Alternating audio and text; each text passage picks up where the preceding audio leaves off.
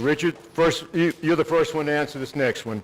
And quite honestly, of the 175 questions that I got and the research that I did, about 90% of those questions were on Common Core. So we are going to spend some time on Common Core this morning, along with other things. Next question, just really a point-blank question. Do you support Common Core standards? And why do you think Common Core standards are so important? Richard? 2010, when I was a candidate for the same office, I opposed the Race to the Top grant, and that's where Common Core was embedded, for Georgia. I oppose it still. That is something that I have been very adamant about. And I think the only good that I can say that has come out of Common Core and the standards themselves, it has gotten people engaged, and that's what we need. We are having people that are informed. We in education have always said that we want, the community involved. Well, I can tell you across the state, the community is involved on this issue.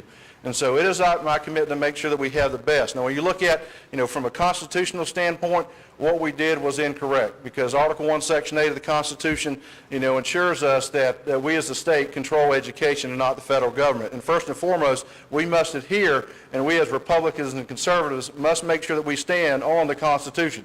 If we cannot get that right, we can't get anything right. I'll be honest with that, and that's my deep feelings with that. Academically, as you look at the standards themselves, we know that they are inferior to the Georgia Performance Standards, even though some would say that they are closely reliant, but they have been scored. But even with that, if you say they are closely reliant, the Georgia Performance Standards were ranked 6th in the nation. Now, I'm an old coach. Now, one thing I looked at is I never saw the teammates go around bragging that we're number 6, okay? We need to make sure that we're number 1. So that's the things we need to look at. We need to make sure that we offer our kids the very best that we have. And the standards we have and the Common Core standards, I can tell you from an academic standpoint, they do not meet us, where we need to be. We will not be number 1, and there's a reason it's called common for, in the terminology, because that's exactly what it is. But I believe us as a state, we are exceptional, and we as an American are definitely exceptional, and we want to be the best. Thank you. I'm on the record from the outset, from the day that I made the announcement to enter this race, that I strongly support our current standards for a wide variety of reasons that I can articulate. But I have also said my opinion is not the most important opinion. It is also the opinion of the governor's office, the legislature, the Georgia Chamber of Commerce and its affiliates, the PTA, and our military. All of those entities support the standards. The other group that strongly supports them? Those that are closest to the education of our children. 75% or so of our educators want us to stay the course with these standards.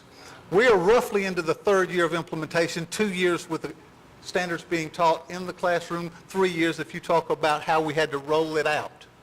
The teachers and the students do not need to have us rip up the standards and start new.